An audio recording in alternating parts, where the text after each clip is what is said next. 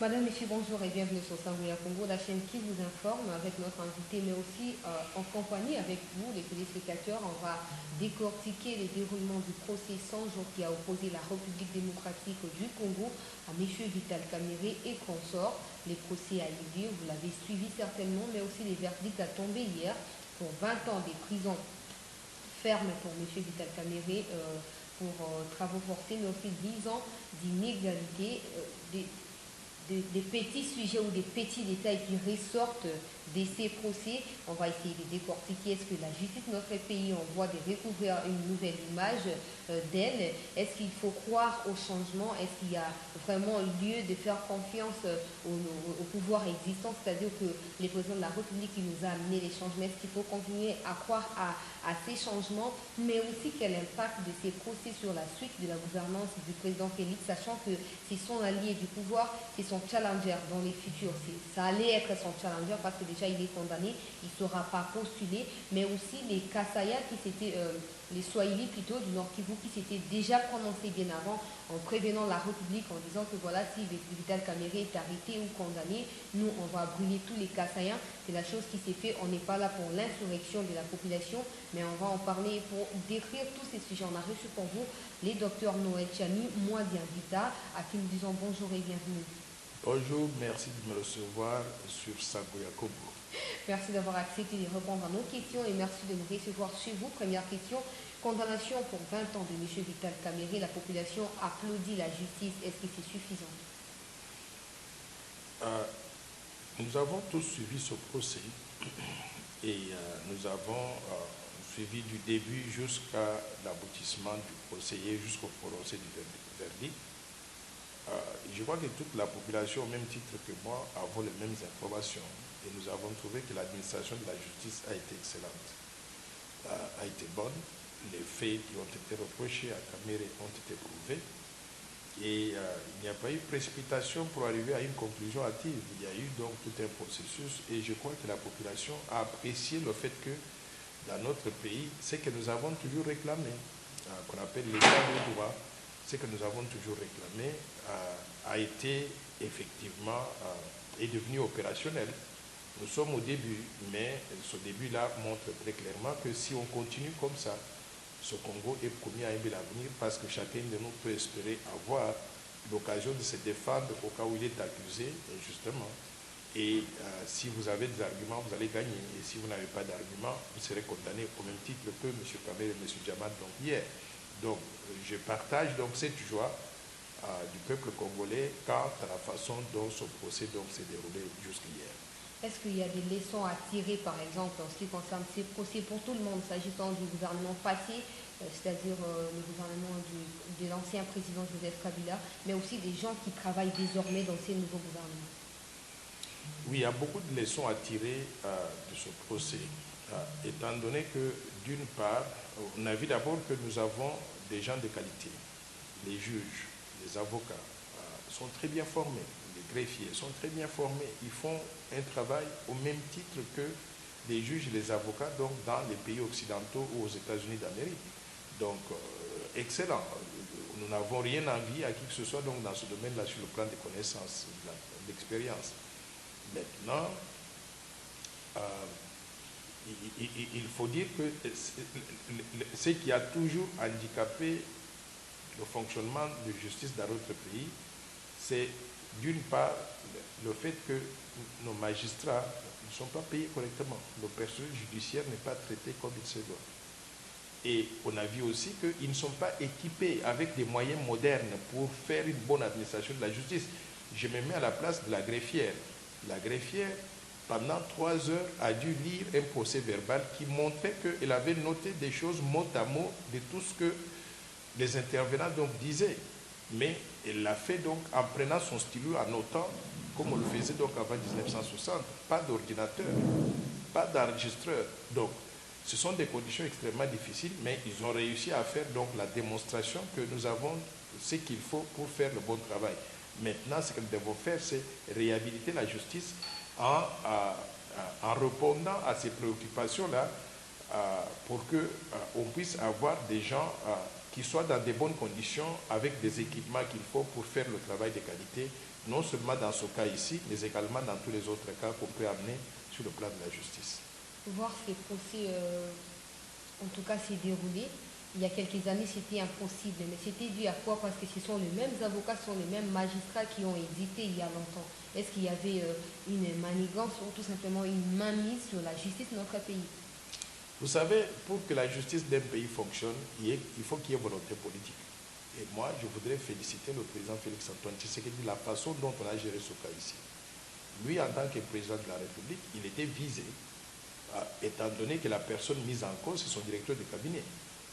Dans des régimes antérieurs, ce qui s'est passé, c'est qu'on allait empêcher aux magistrats de faire leur travail en leur disant « c'est mon directeur de cabinet, vous ne faites rien, il est intouchable ».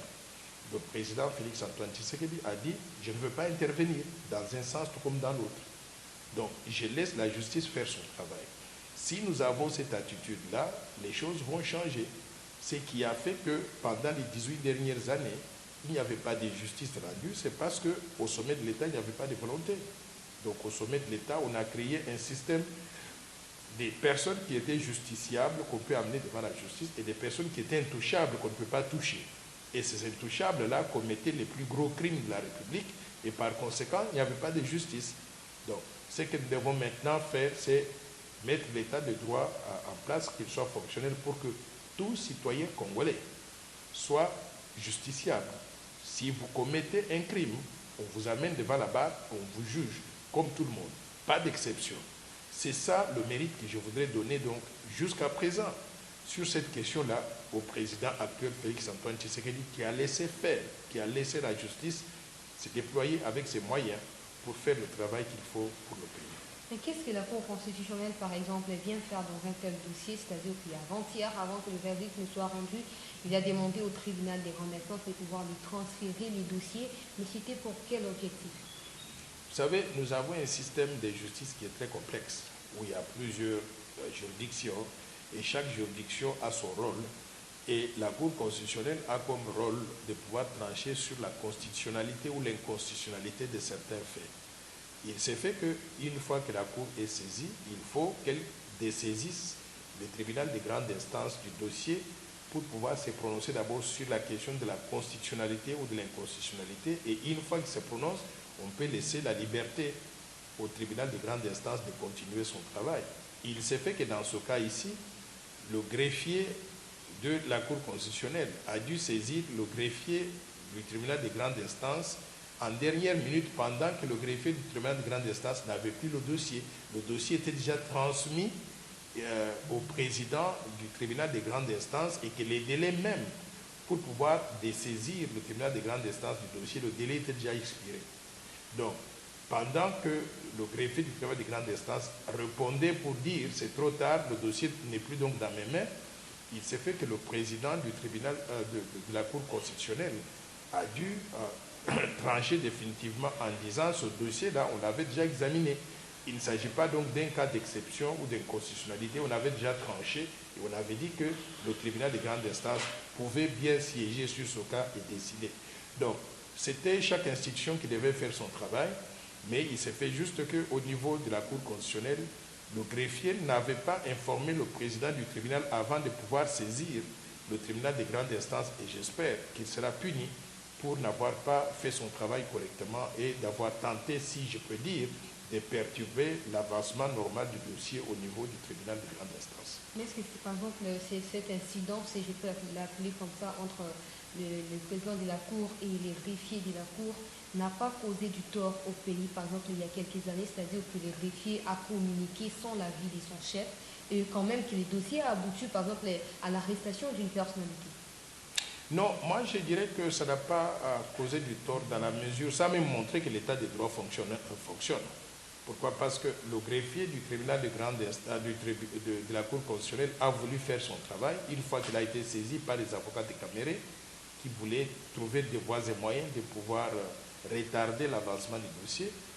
Le greffier a saisi donc le tribunal de grande instance et il s'est fait que la raison qui était avancée n'était plus valable et les conditions n'étaient plus propices pour qu'on puisse donc stopper le dossier. Je pense que ça a démontré une fois de plus que l'état des droits est en train de se mettre en place et que les institutions peuvent avancer sans qu'il y ait intimidation parce que vous êtes au niveau de la Cour constitutionnelle et vous donnez des instructions à la petite cour ou bien à la basse cour, qui est donc le tribunal de grande instance. Encore une fois de plus, lorsque les choses se passent normalement, chacun essaye de faire ce qu'il peut de façon professionnelle et les problèmes sont résolus, c'était résolu et le tribunal donc a avancé comme si rien n'était pour rendre donc le verdict. Donc de ce point de vue-là, je crois que ça a démontré une fois de plus que l'état de droit est en train de se mettre en place et que chaque institution peut faire son travail et à la fin de la journée, la raison finit toujours par triompher. Quel est alors l'impact de ces procès 100 jours sur la gouvernance du président de la République? Moi, je crois que c'est un point, en anglais on dit turning point. Comment vous dites ça en français? C'est un point culminant, le point de non-retour. Donc, c'est un point important dans la gouvernance du pays, dans la mesure où ça a démontré que, quel que soit le rang professionnel que vous avez, vous êtes un citoyen comme tous les autres citoyens. Si vous commettez une bavure, on va vous juger en fonction de ça. Et ce que je souhaite, c'est que ce cas-là ne soit pas un cas isolé. Parce que si c'est un cas isolé, nous retombons dans les mêmes travers du passé à partir donc de demain. Mais si ce n'est pas un cas isolé, ça va non seulement effrayer les gens, mais ça va donner des leçons à tout le monde pour savoir que désormais, vous êtes un mandataire de l'État, vous êtes un haut fonctionnaire de l'État, vous êtes un fonctionnaire de l'État. Il y a un comportement qu'il faut avoir, des droits des autres. Vous outrepassez vos responsabilités, vos pouvoirs. On vous amène devant la barre et vous savez, vous allez vous retrouver donc à Makala. Donc c'est un point important dans la gouvernance du pays. Maintenant, je voudrais que Vital Kamerhe, rien que dans ce cas ici, ne soit pas le seul qui soit punissable ou qui soit puni. Parce que s'il est le seul qui soit puni et qu'on laisse tous les autres qui étaient co-auteurs du détournement ou de la corruption, co-auteurs dans la mesure où ils étaient soit des complices, soit complaisants, soit par incompétence. Je donne l'exemple. Pour que l'argent sorte du compte de l'État et arrive à être détourné au niveau donc de la Robank, il y a eu des complices, il y a eu des participations d'autres compatriotes à ce mouvement-là. Je donne l'exemple. Qu'est-ce qu'on fait de l'ancien ministre des Finances, Yav, qui a reçu le coup de fil de M. Kamerhe et qui a, sur coup de fil, envoyé une lettre à la Banque centrale pour demander qu'on décaisse 57 millions de dollars. Immédiatement, on lui dit même qu'il n'y a pas d'argent. Il dit, bon, il faut prendre ça dans les réserves d'échange. C'est une violation très grave de nos lois. Maintenant, qu'est-ce qui... La responsabilité du gouverneur de la Banque centrale, qui non seulement il paye parce que M. Yav lui a demandé de payer, M. Kamerhe l'a appelé pour faire pression sur lui, alors que la Banque centrale est supposée être indépendante, et il paye 57 millions de dollars de compte de l'État qui n'avait même pas d'argent. Il va puiser dans les réserves d'échange et il paye l'argent à l'extérieur. Et une fois qu'il a fait le transfert à l'extérieur, il ne suit pas même pour vérifier si l'argent est arrivé à destination à Ecobank ou pas. L'argent est dilapidé, détourné au niveau donc de la Robank et il ne fait rien. Il n'a pas saisi les autorités judiciaires compétentes pour investiguer, pour déterminer la responsabilité de la banque dans tout ça. Il laisse passer. Il y a eu un cas de négligence et un cas de complaisance, un cas de, je peux dire même de violation de la réglementation d'échange. Est-ce qu'il faut laisser ces gens-là seuls, confortables dans leur position et punir le seul coupable, Vital Kamerhe? Non, je crois que l'État de droit veut que chacun de nous soit tenu responsable de ses actes.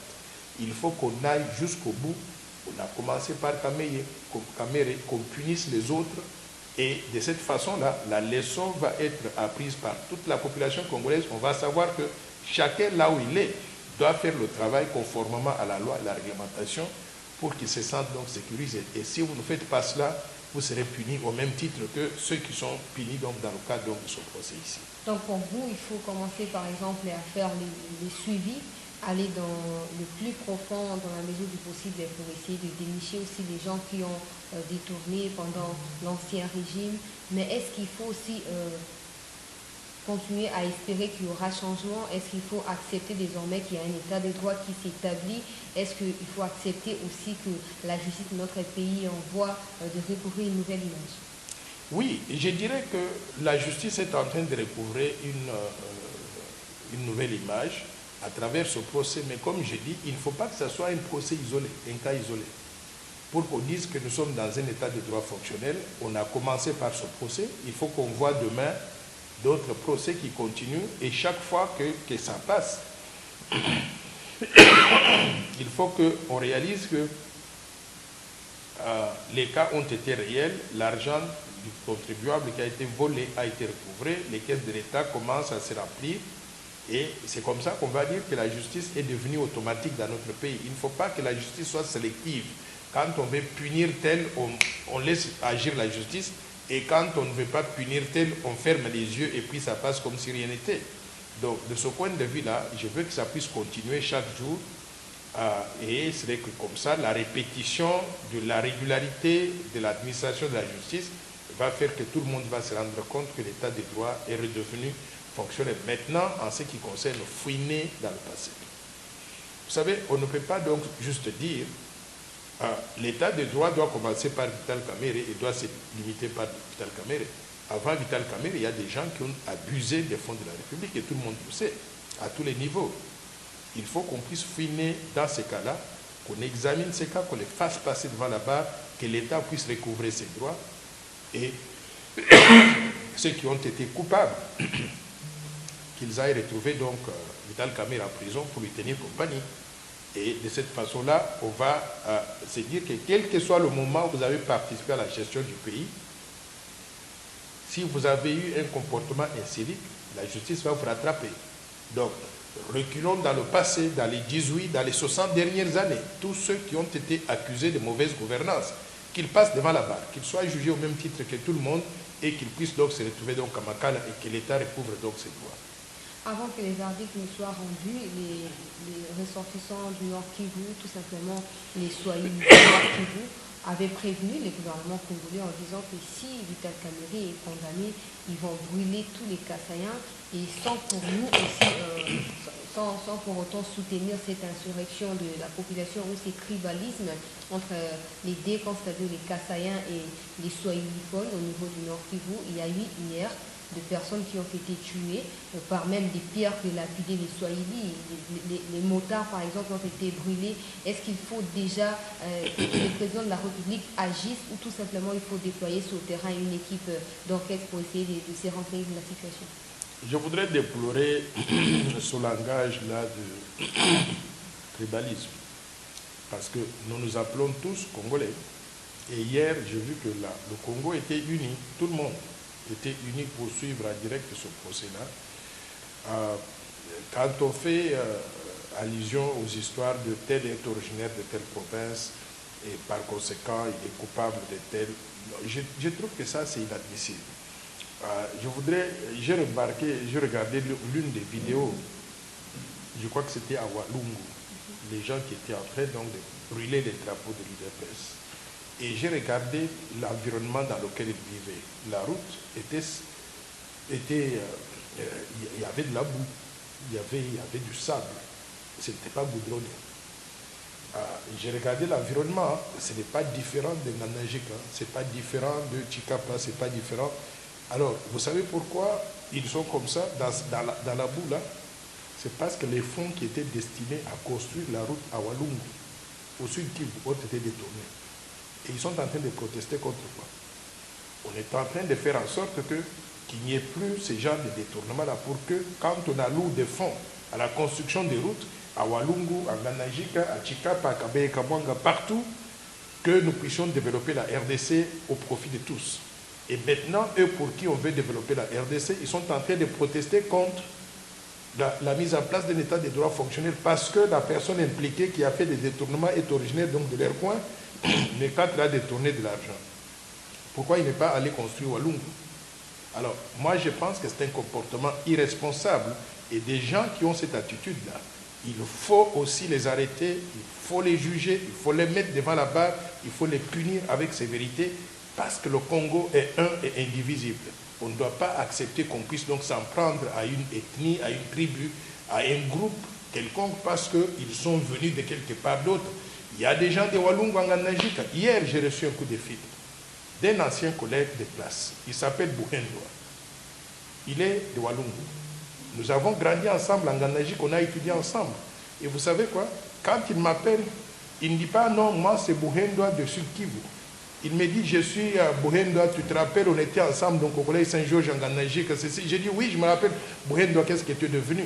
Nous sommes des frères. Donc il faut arrêter ces histoires-là de dire que les gens de tel coin sont meilleurs que d'autres et que quand vous êtes originaire donc de votre coin, tout celui qui est accusé de ce côté-là devient propre. Pourquoi? Simplement parce que c'est un fils du coin.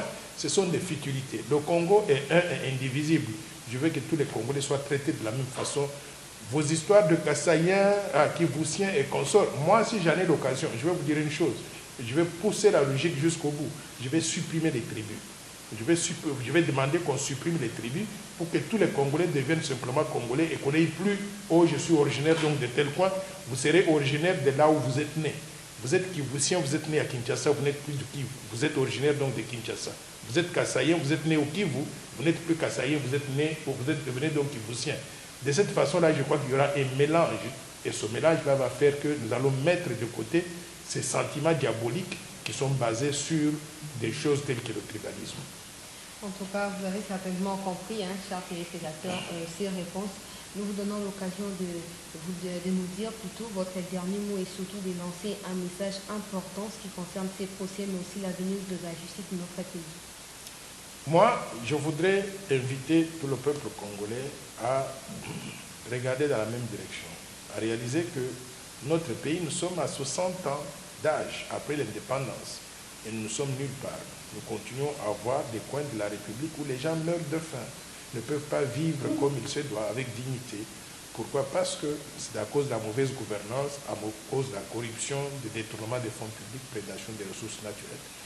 Les efforts qui sont menés aujourd'hui consistent à mettre en place cette justice-là, cet état de droit qui pourra garantir et constituer la base du développement harmonieux et accéléré de la République démocratique du Congo. C'est dans l'intérêt de tout le monde de faire en sorte que nous évoluions dans ce sens-là.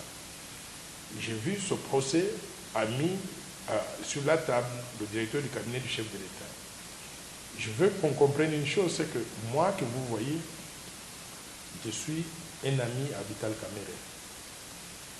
Vital Kamerhe et son équipe, ils viennent chez moi ici. Ils se mettaient ici, d'ailleurs là où je suis assis, c'est là que Kamerhe était assis l'autre fois. Et moi j'étais assis là-bas, nous parlions avant les élections. On était des frères, on s'embrasse en tant que frères. Kamerhe m'invite chez lui, je m'en vais au mange, sa femme faisait les kamundele et on allait manger là-bas. Donc, je n'ai rien contre Kamerhe en tant que personne. Bien au contraire, je suis attristé qu'un ami, un père de famille, un mari, se retrouve aujourd'hui cloué devant la barre pour 20 ans et c'est triste. Mais il faut aussi qu'on salue le mécanisme par lequel il est passé par là. On recherche à mettre en place un état de droit qui fonctionne, indépendamment des individus, indépendamment du fait qu'on se connaît. Moi, je salue le fait que la justice a été faite, la justice a été rendue. Si Kamerhe, à travers ses avocats, arrive à faire appel et à gagner pour une raison ou une autre, je serai le premier à pouvoir applaudir. Donc, mettons de côté le fanatisme parce qu'on est originaire de tel point ou bien on est ami à telle personne. Regardons objectivement la République démocratique du Congo en tant que pays. Pour que nous puissions nous développer, nous avons besoin d'avoir le droit qui soit dit ouvertement et clairement. C'est ce droit-là qui a été dit hier. Je veux que si il y a contestation de la décision, que cette contestation vienne de l'équipe de Kamerhe, mais qu'on utilise donc des mécanismes légaux, qu'on aille à la cour d'appel, qu'on présente son cas, et les juges vont écouter. S'il gagne, ben, on va applaudir. S'il ne gagne pas, on doit respecter donc la décision. C'est ça qu'on appelle l'état de droit. Et je suis d'un côté triste qu'un ami personnel soit dans cette situation, mais je suis aussi très content que mon pays est en train donc de recouvrer la justice et l'état de droit dont nous avons besoin pour nous développer, pas au profit d'un individu, mais au profit de tous les 100 millions de Congolais que nous sommes. Donc, encore une fois de plus, soyons tolérants. On soit originaire de Walungu, on soit originaire du Sud Kivu, de Kinshasa, du Kasaï ou de n'importe quoi, nous sommes tous Congolais et nous voulons tous que le Congo marche. Et pour que le Congo marche, nous avons besoin d'un état de droit fonctionnel Et ce qu'on a vu hier, c'est le début de la mise en place de cet État fonctionnel que nous avons toujours réclamé. Nous devons saluer et soutenir ces actions-là. Je vous remercie. Le message, il est clair et il est passé, vous l'avez saisi, hein, le tribalisme n'a pas sa place, en tout cas au niveau des Congolais, parce que vous tous, vous l'avez expérimenté hier, l'attention soutenue de la population congolaise à ces procès, les désirs, la soif de pouvoir aboutir dans ces procès, vous avez tous expérimenté, cela est mis hors question, il est hors des questions plutôt de parler des tribalismes, de parler par exemple que nous, les Kivusiens, nous allons expulser les Kassaïens, les Kivu n'appartiennent pas aux Kivusiens, les Kassai également n'appartiennent pas aux Kassai, c'est la République démocratique du Congo. Donc prenez garde de vos actes, sinon, parce que c'est l'instauration de l'état des droits, vous allez certainement répondre à vos actes. Voilà tout pour cette session de questions-réponses avec le docteur Noël Tchani. Moi, Birgita, je vous remercie de votre attention soutenue à cette émission. Merci à Jonathan qui était derrière la caméra. Je vous retrouve prochainement. Eshima, votre magazine qui bat au rythme de l'actualité. Retrouvez la nouvelle édition. Exclusivité, l'an 1 des Baseya Nenanga. Métamorphose et décollage de la province du Haut-Ouélé. À la manœuvre, Christophe Nanga. Avec abnégation et patriotisme, les gouverneurs Baseyan est déterminé à lancer la province du Haut-Ouélé sur la voie du développement intégré. Interview, prise en charge des malades, la maîtrise de la propagation du coronavirus. Docteur Eteni répond à toutes les questions. Économie, la baisse des prix, les combats permanents d'Acacia, Bandoubola. Dossier Eshima, mécanisme national des suivis historiques et réalisations. Focus, Sele Yalagouli propose des nouveaux paradigmes de développement indispensables à la relance de l'économie. Nation, championne du social, Agnès Mouad Nawej et la CNSS offrent $1 million dans la lutte contre la pandémie Covid-19. Moussa Mondo sensibilise et prend en charge des personnes vulnérables. Parité, Olive Lembe Kabila, modèle de générosité et d'entrepreneuriat féminin. Afrique, un déconfinement aux multiples facettes. Retrouvez l'intégralité du magazine Eshima dans les kiosques. Eshima Magazine, un nouveau standard d'information.